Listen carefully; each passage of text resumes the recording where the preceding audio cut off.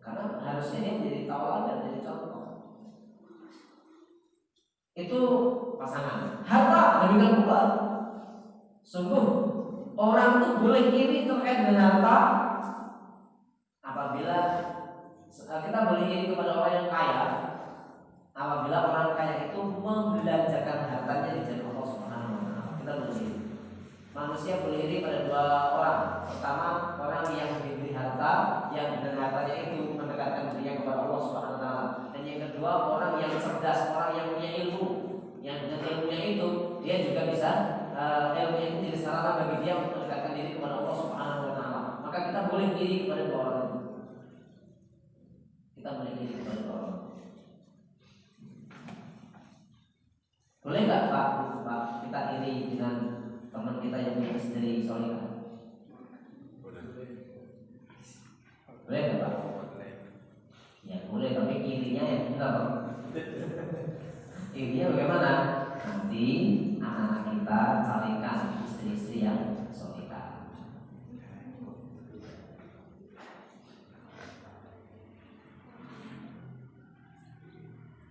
Yang ketiga, An Ibnu Mas'ud radhiyallahu anhu anna Nabi sallallahu alaihi wasallam kana yaqulu Allahumma inni as'aluka al-huda wat-tuqa wal-afafa wal-ghina.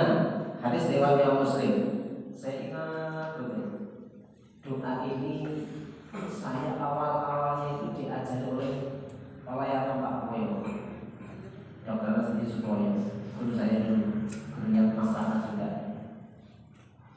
Jadi ditentukan ya Allah, ini as'alukal huda, ya Allah sesungguhnya aku mohon kepadamu petunjuk. Jadi selain ihdinas siratal mustaqim yang kita baca tiap hari itu, tiap kali sholat itu, ternyata doa khususnya Allah ini as'alukal huda.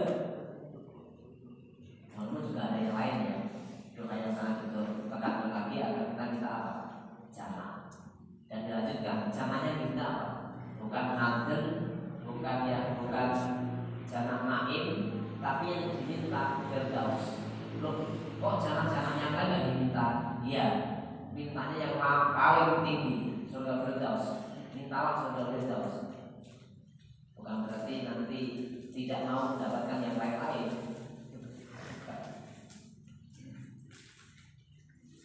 Kalau kamu minta kepada Allah, fas'alul jannah. Kalau kamu minta kepada Allah, mintalah jannah. Kalau kamu minta jannah, mintalah jannah firdaus. Allahumma inni as'aluka al jannah, Allahumma inni as'aluka jannah firdaus. Termasuk di sini rangkaian doa yang lain. Allahumma inni as'aluka al-huda. Ya Allah, aku mohon kepadamu petunjuk, wat-tuqa dan ketakwaan. Jadi ketakwaan itu juga kita minta. Dengan demikian kita paham betul, menyadari betul bahwasanya ketakwaan itu diturunkan oleh Allah SWT kepada hamba-Nya yang Allah kehendaki. Dan itu ada pendukungnya. Maksudnya apa? Ada pengundangnya. Ada pengundang ketakwaan. Sama sebagaimana juga ada pengundang kemaksiatan. Maka kita lebih banyak mengundang ketakwaan, memperbanyak pengundang-pengundang takwa. Allahumma inni as'aluka al-huda wat-tuqa wal-afafa. Apa? Kemuliaan, penjagaan diri, kehormatan. Jadi kalau al-afaf ini lebih banyak kepada nuansanya itu nuansa kehormatan diri, kehormatan diri, kemuliaan diri, yang nanti lebih banyak pula nuansanya adalah penjagaan kemaluan, penjagaan kemuliaan diri, kehormatan diri dari sisi muru'ah, dari sisi nasab, dari sisi penjagaan faraj kita, dan seperti itu. Wal ghina dan kekayaan. Jadi kekayaan juga kita minta. Walaupun al-ghina dalam arti yang lain itu sebenarnya apa? Kecukupan, merasa cukup. Al-ghina. Barang siapa yang merasa cukup, itulah dia orang yang sebenarnya kaya. Karena kalau al-ghina itu tidak kita lengkapi dengan makna kecukupan, karena berapapun kita diberi merasa kurang terus. Jadi itu akan menjadi penyakit bagi manusia. Dalam hadis yang lain disindir kan ya, manusia itu ketika sudah punya satu lubang emas, pengen dia punya dua lubang emas, pengen tiga lubang emas. Sampai yang memberhentikan dia adalah ketika mulutnya sudah penuh dengan tanah. Maksudnya apa? Kata zulmul sampai mau mati. Solusi seperti itu, kalau tidak kita kendalikan luar biasa. Dan doa Rasul yang diajarkan kepada kita ini hendaknya juga kita luzumi. Allahumma inni as'aluka al-huda wat tuqa wal afafa wal ghina. Ya Allah, aku mohon kepadamu itu apa? Petunjuk, kemudian ketakwaan, kemudian kehormatan atau penjagaan diri. Yang ketiga adalah kekayaan. Hadis ini diriwayatkan oleh Imam Muslim.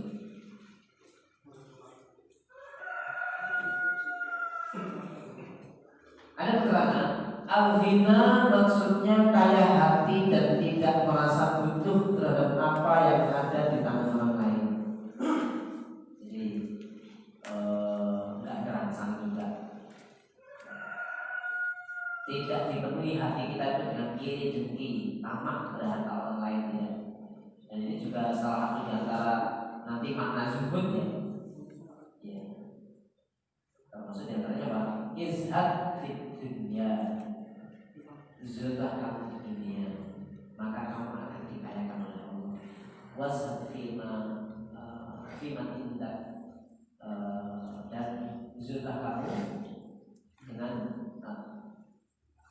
zuhudlah kamu dengan apa yang ada pada tangan orang lain, karena kamu nanti akan menjadi orang yang mulia, masalah yang berkecuali.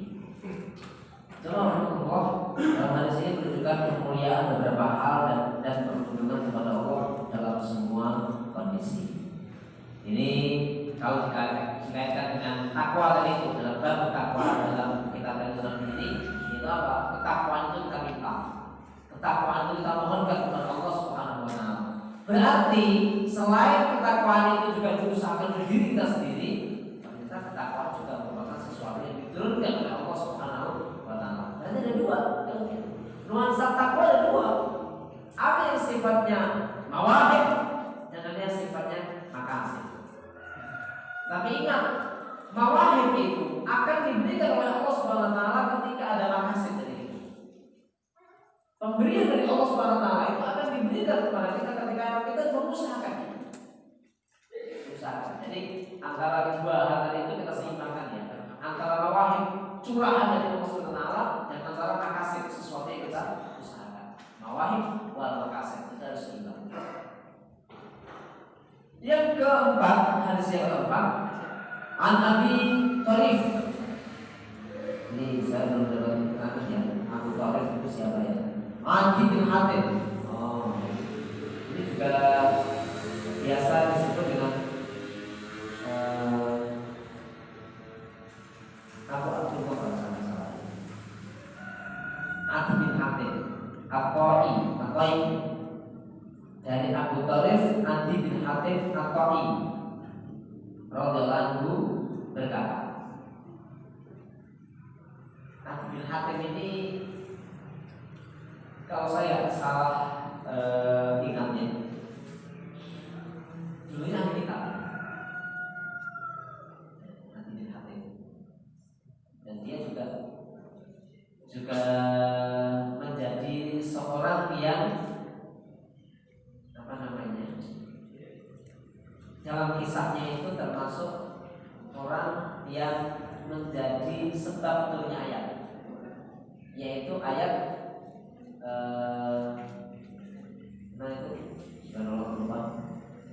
ittakhadhu ahbarahum wa rabbanahum arbaban min dunillah. Mereka menjadikan para pendeta dan prophet itu menjadi Tuhan selain Allah. Bukan sebab turunnya ayat ya, sebab munculnya hadis. Tapi kalau Rasulullah SAW membaca ayat ini atau ketika turun ayat ini, ittakhadhu ahbarahum wa rabbanahum arbaban min dunillah, maka Adi bin Hatim ini berkata kepada Rasul, ya Rasul, kami dulu tidak sujud dan tidak rukuk dan sujud kepada mereka. adalah ini dalam pemahaman Adi bin Hatim sebelumnya menjadikan sebagai Tuhan selain Allah itu dalam pengertian beliau tadi semata-mata tindakan penyembahan. Kami dulu tidak rukun dan sujud kepada pendeta-pendeta itu ya Rasul. Maka Rasulullah SAW menjelaskan maksud dari menjadikan pendeta-pendeta tukang-tukang ibadat sedemikian mereka sebagai Tuhan dan Allah apa? Bukankah ketika dulu mereka mengharamkan yang halal, kalian juga ikut mengharamkan? Dan ketika mereka mengharamkan yang haram, kalian juga ikut menghalalkannya? Nah, oleh dia disebut istilahkan, ya itulah untuk penyembahan Tuhan mereka itu seperti itu. Berarti apa ketaatan? Dan ini dalam hadis ini juga termasuk hadis-hadis yang menjelaskan tentang perilaku para pendeta-pendeta kitab terhadap kitab-kitab mereka. Yang di dalam Al-Quran surat Al-Quran itu banyak dikupas. Mereka banyak memanipulasi, mereka banyak mengganti isi ayat, isi kitab, disesuaikan dengan keinginan mereka, bahkan melencengkan, bahkan berputar balik. Keterangan yang mereka berikan itu berputar balik. Jangan lupa, inilah juga salah satu di antara makna dari sebuah hadis, inna laminal bayani sihrun. Apa? Sesungguhnya di antara keterangan lisan itu ada yang bisa menjadi apa? Seolah sihir. Ungkapannya jadi kayak sihir itu. Inna laminal bayani sihrun. Apa? Sesungguhnya di antara keterangan lisan itu ada yang bisa menjadi sihir. Kenapa demikian? Ya masalahnya membalikkan fakta, memutarbalikkan fakta. Yang benar seolah-olah bisa menjadi salah, yang salah seolah-olah bisa menjadi benar. Nah, kalau itu kemudian menjadi sebuah pijakan hakim dalam memutuskan sebuah perkara, luar biasa. Harusnya yang bersalah itu mendapatkan hukuman, menjadi terbalik. Si korban kezaliman menjadi sesuatu yang seolah-olah mengganggu. Ini bahayanya lisan. Inna laminal bayan sihrun. Sungguh di antara keterangan bayan lisan itu ada yang bisa menjadi sihir. Maka kembali ke sini. Tadi terkait dengan hatinya. Dia berkata, Sami itu Rasulullah SAW. Saya pernah mendengar Rasulullah SAW bersabda, Man halafa ala yaminin, barang siapa bersumpah atas sesuatu sumpah. Man halafa itu bersumpah. Man halafa ala yamin, yamin itu bersumpah. Tapi ini artinya apa ya? Yamin itu sumpah dalam arti sudah efeknya ya. Sudah efeknya. Tapi kalau halafa itu proses ucapannya.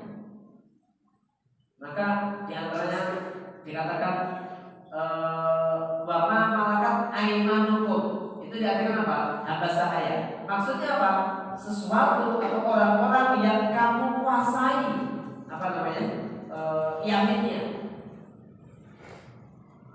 Dan biasanya yamin itu juga menunjukkan kanan.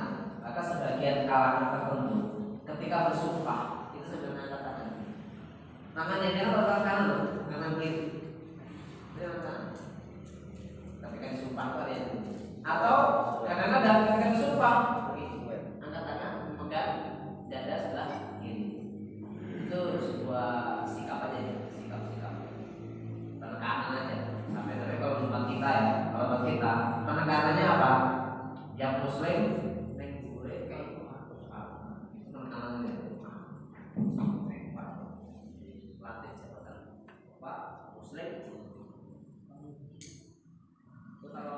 kalau mereka menyadari ya sebenarnya itu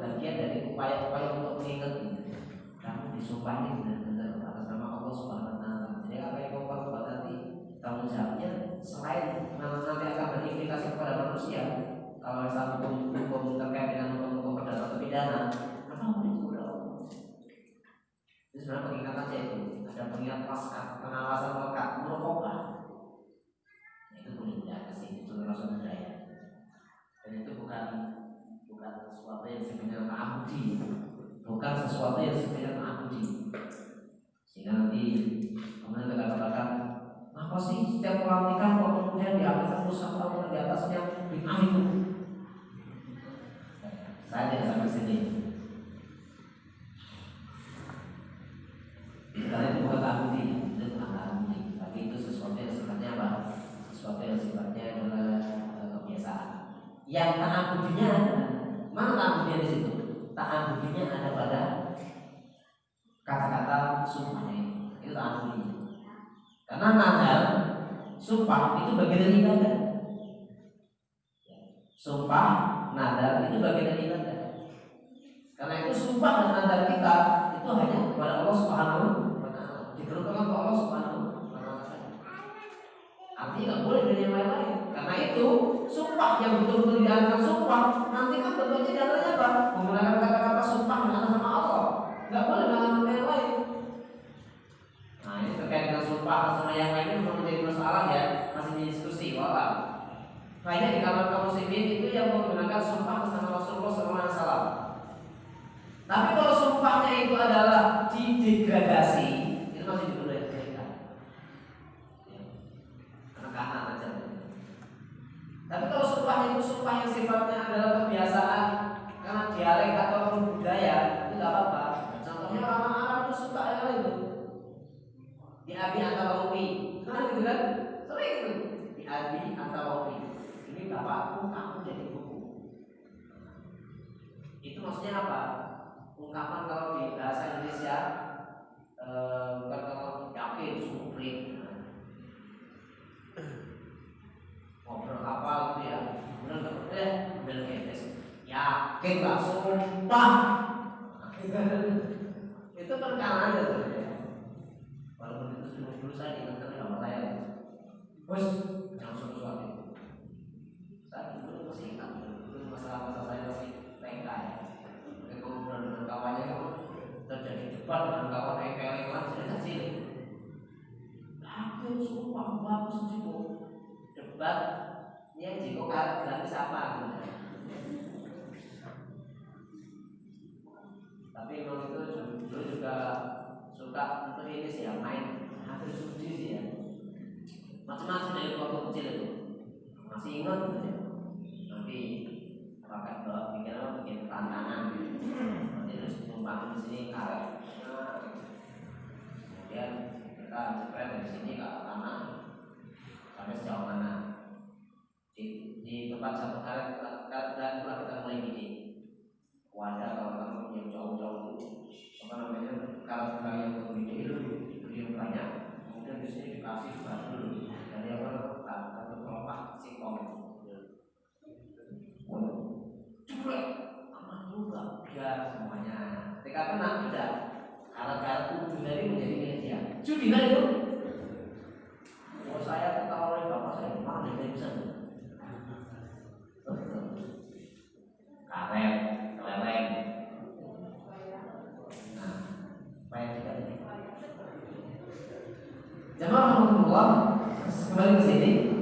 Man halafa ala yaminin, barang siapa bersumpah atas suatu sumpah, thumma ra'a aqallillahi minha, kemudian dia mandang ada hal lain yang lebih bernilai takwa terhadap Allah daripada sumpah yang dilakukannya tadi, faliyati takwa, maka hendaklah dia melakukan ketakwaan itu.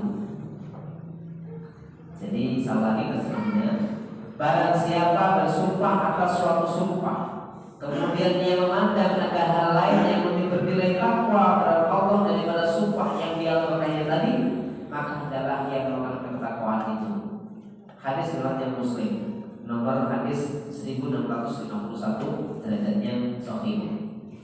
Coba rahmatullah. Nah ini sedikit terkait dengan sumpah, terkait dengan fikih sumpah.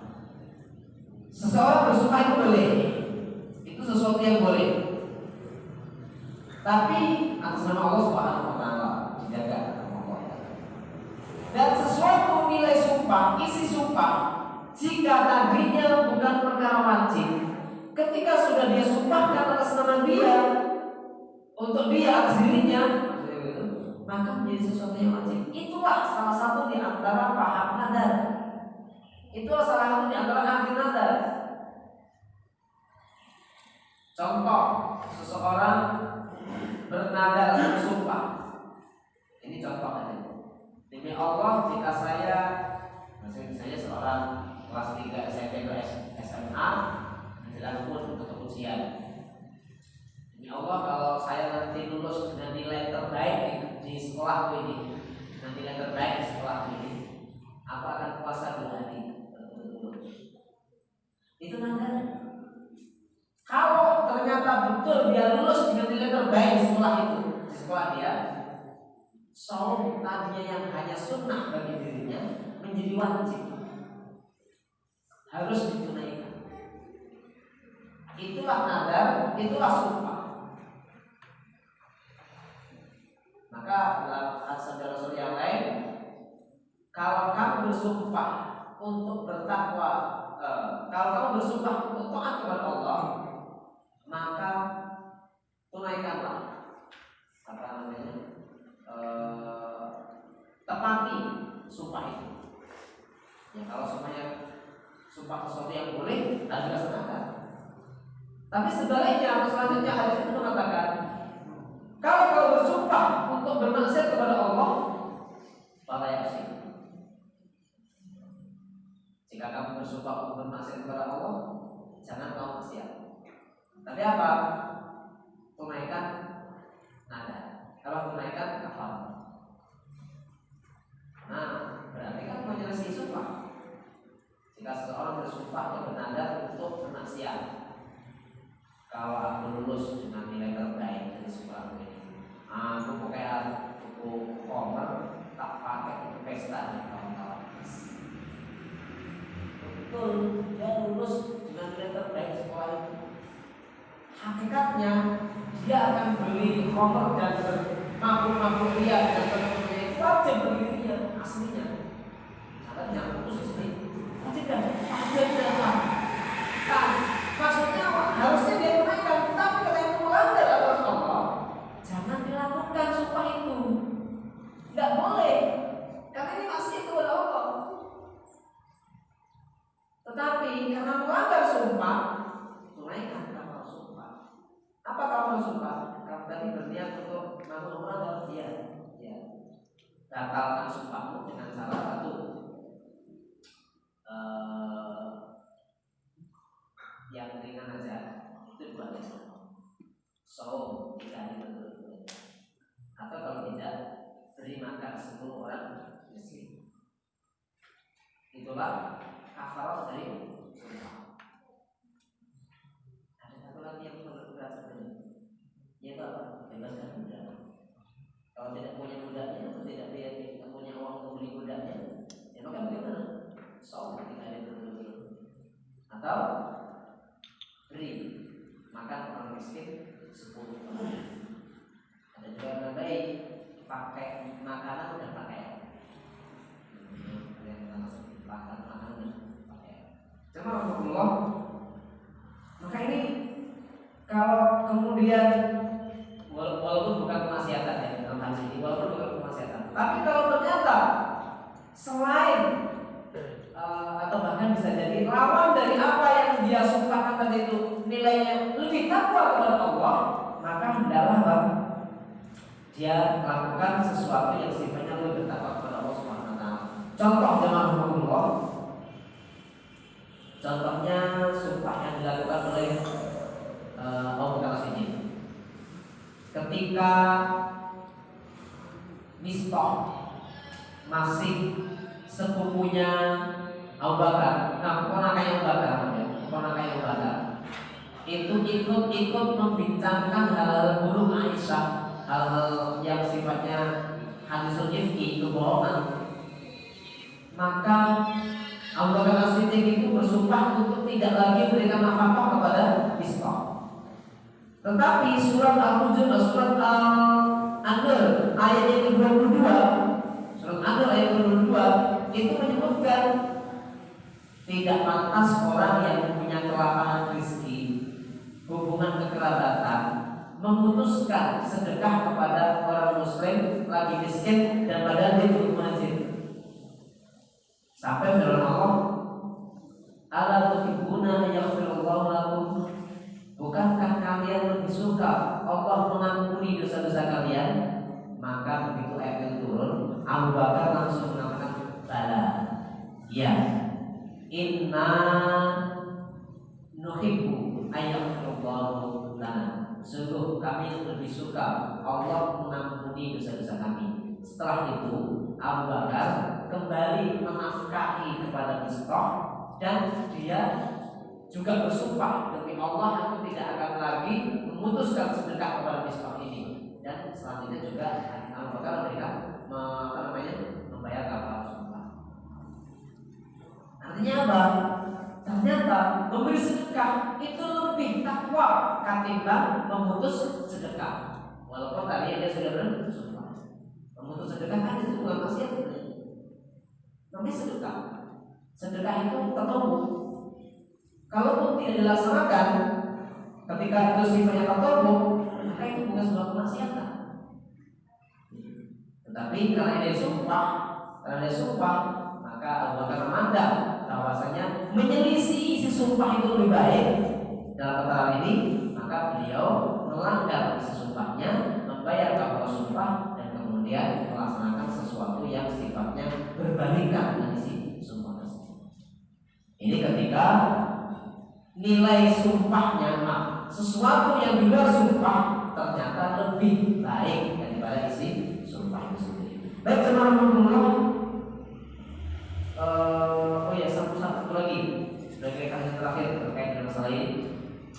An-Nabi Umamah Sudaini Azran al-Bahili radhiyallahu anhu qala sami'tu Rasulullah sallallahu alaihi wasallam yaqulu fi hujjatil wada' faqala ittaqullaha wa sallu khamsakum wa sumu syahrakum wa addu zakata amwalikum wa atiu umura'akum tadkhulul jannata rabbikum. Rawahu Tirmidzi. Fi akhir kitab Isra wa qala hadis hasan sahih. Dari Abu Umamah Sudai bin Azlan Al-Bahili radhiyallahu anhu berkata, saya mendengar Rasulullah SAW berkhutbah dalam Haji Wada. Jadi ini bagian petikan dari isi khutbah. Kemudian beliau bersabda ketika Rasul berkhutbah di Haji Wada.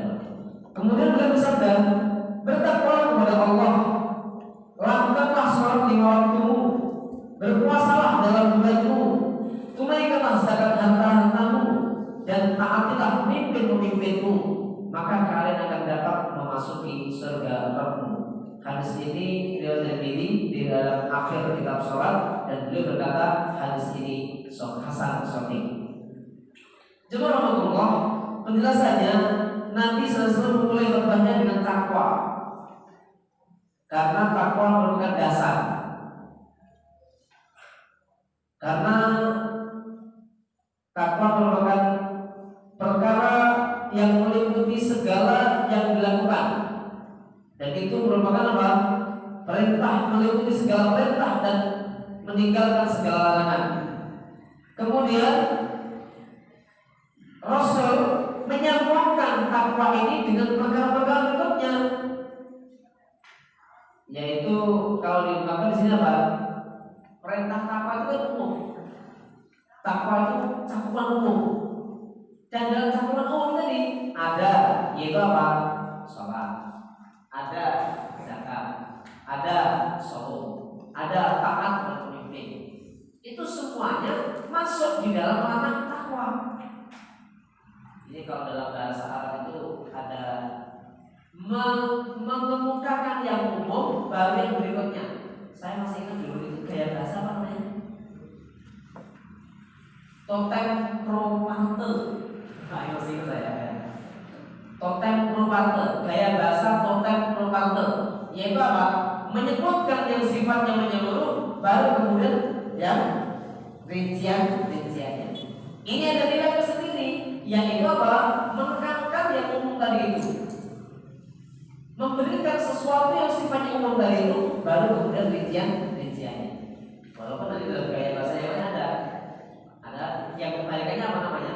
pars pro toto. Pars pro toto. Kemudian yang pertama totek pro parte. Contoh lain ini sedikit belajar bahasa Indonesia sedikit ya. Contoh yang totek pro parte itu begini. Indonesia melesakkan 11 gol kepada Irak. Memang rakyat Indonesia sampai main bola. Yang main bola cuma orang itu Pak, wong 11. Wong 12 ngerebut bola siji. Tapi sebutannya Indonesia melesakkan 11 gol kepada Irak, misalnya seperti ini. Itu total promotor. Contoh yang lain, yang kebalikannya pars pro toto. Ya kenal sih dia ini. Lama saya nggak lihat batang hidungnya. Memang batang hidungnya muncul malah takut kita. Gini kok, batang hidungnya nggak nampak. Sebenarnya seluruhnya harusnya. Termasuk ini, Allah Subhanahu Wa Taala menyebutkan takwa secara umum, terus ya. Menyebutkan takwa secara umum. Setelah itu merinci di dalam takwa itu ada sholat, ada saum, ada zakat, ada takwa dan memimpin. Berarti apa? Imam Nawawi menyebutkan hadis ini di dalam penutup masalah takwa karena menunjukkan keumuman takwa dan keagungan takwa itu sendiri. Demikian teman-teman Allah. Selesai bab takwa kita bahas ya. Kita melihat Zulhid. Kalau ada pertanyaan teman-teman silakan. Tahu satu atau dua kalau ada. Silakan ibu-ibu. Wah ibu dua ini. Bu yang depan dulu. Assalamualaikum.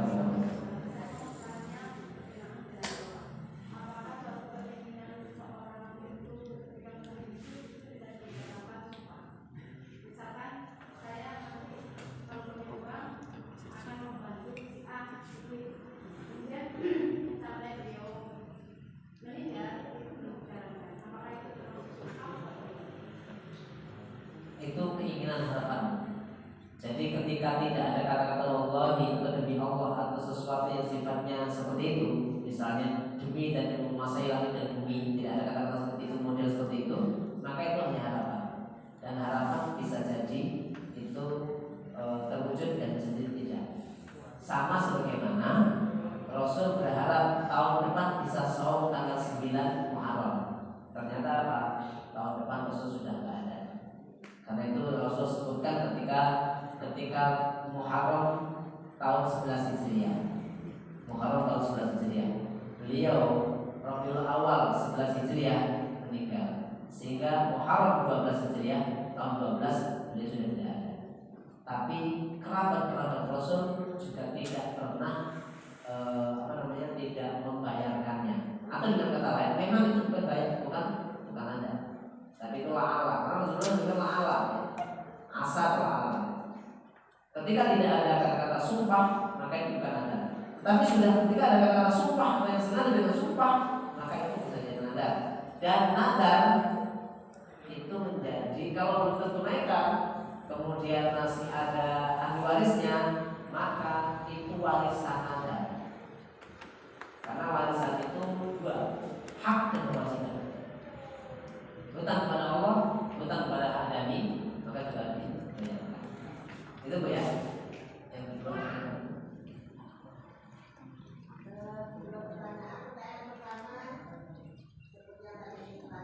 Sudah. Sini.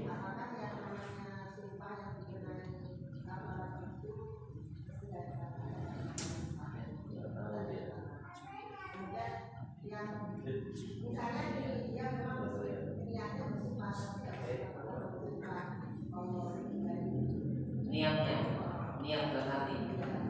Pertama, yang berimplikasi kepada kafarat ketika ada sumpah. Ketika ada sumpah, ada kata-kata yang bernama sumpah. Kalau tidak, maka jadi tidak berkewajiban untuk membayar kafarat. Kemudian yang kedua, kalau yang niat ya dia sendiri dan Allah yang tahu. Artinya kalau memang nggak ada kata-kata sumpah, kemudian sangat penting dan dia meniatkan untuk meniatkan untuk bersumpah sampai meninggal belum terwujud apa yang dia katakan tadi itu, ya urusannya dengan Allah SWT. Ya, seperti itu. Kalaupun di dunia, belum sampai meninggal dan di dunia ini juga seperti itu, dan dia kemudian berniat untuk tidak melakukannya, berarti ya secara doyan memang itu bukan sumpah, tapi ketika dia berniat meniatkan diri sebagai sumpah, ya maka kalau kemudian dia akan harus bayar kafarah, ya memang itu niat dia, jadi niat sumpah. Ini ketika dikaitkan dengan ini zahirnya, maka ketika tidak ada ucapan sumpah atau yang bernada sumpah, ya maka itu tidak berkewajiban untuk sumpah.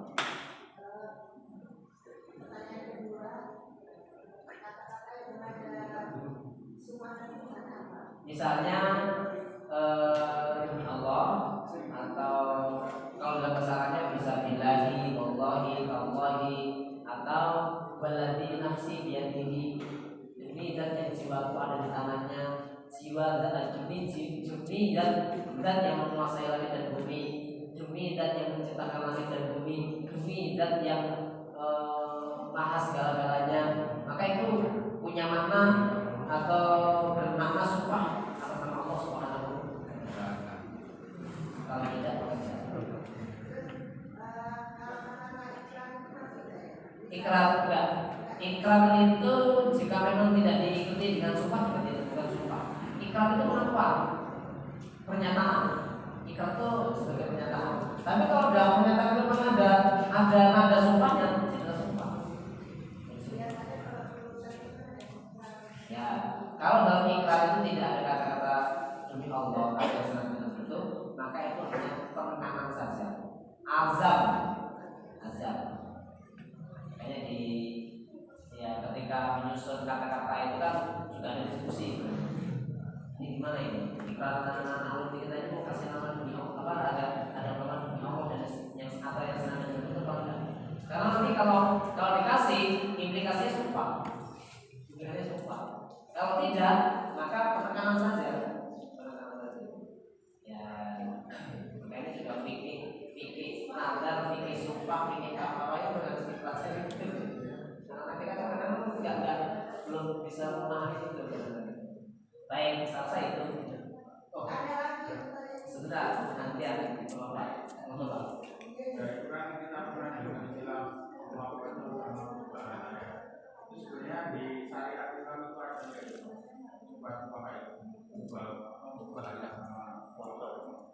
kalau mubahalah ada, dan itu pernah di Rasul mengajak para pembesar dan Quraisy mubahalah dengan cara apa? Mubahalah dalam Islam itu juga sama dengan sebutan demi Allah hanya senilai dengan itu ya. Tapi ritual di dalam pelaksanaannya aja yang beda. Yaitu apa? Di tengah lapang atau di tempat umum, kemudian sambil membawa sanak keluarganya, istri, anak-anak, bahkan kekayaan atau hewan-hewan dia itu dibawa juga, gitu ya. Itu untuk mubahalah. Jadi itu mubahalahnya seperti itu. Kalau sumpah pocong dan yang lain-lainnya, walau ya saya tidak mendapati di dalam syariat Islam, tetapi itu semacam budaya yang sifatnya ya sebenarnya penekanan saja. Memang nuansanya akan beda. Saya tak ngerti lebih lanjut ya, apakah ini memang sesuatu yang dipersyaratkan atau tidak. Kalau tidak itu maka nanti tidak akan menjadi sebuah hal yang manjur. Kalau memang ada keyakinan seperti itu malah berobat. Ya. Kalau memang ada keyakinan seperti itu malah berobat. Kemarin nggak dipocongin sih, maka jadinya nggak manjur. Kalau memang ada keyakinan seperti itu malah jadi berobat. Ya contoh lainnya misalnya itu situasi hati ya, situasi hati. Sebenarnya kemana siapa teman kita ya? Jadi peraga praktek surat jenazah atau perawatan jenazah. Itu kan merasakan betul-betul bergetar ketika setelah dimandiin dan apalagi dimasukkan ke liang lahat. Itu betul-betul takut ya, merasa bergetar. Ketika dimandiin masih biasa-biasa saja.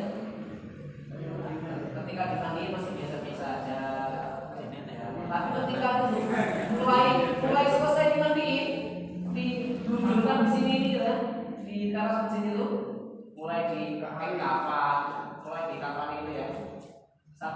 dimasukkan ke liang lahatnya itu, rasanya berat. Kamu itu bagian dari kulit mati ya. Dikeluar betul itu. Apalagi antum yang dijadikan alat peraga. Kita yang belajar aja langsung mengingatkan kita kepada al-maut misalnya. Nah, kalau kemudian sumpah pocong tadi itu, kalau tidak dipocongi nanti menjadi tidak manjur, itu hormat. Yang ada itu satu lagi terakhir.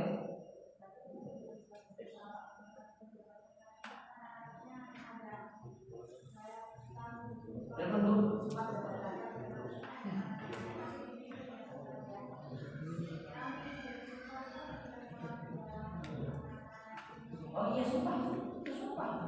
Makanya sumpah jabatan itu betul-betul disumpah. Yang Muslim kan jelas, bahkan teksnya itu dibuat atas nama Islam itu. Karena kadang-kadang di Indonesia Islam, betul kan? Muslim. Demi Allah saya bersumpah, begitu kan? Itu gokil banget. Walaupun tidak diangkat mushaf di atas orang itu, kata-kata itu sudah sumpah sendiri.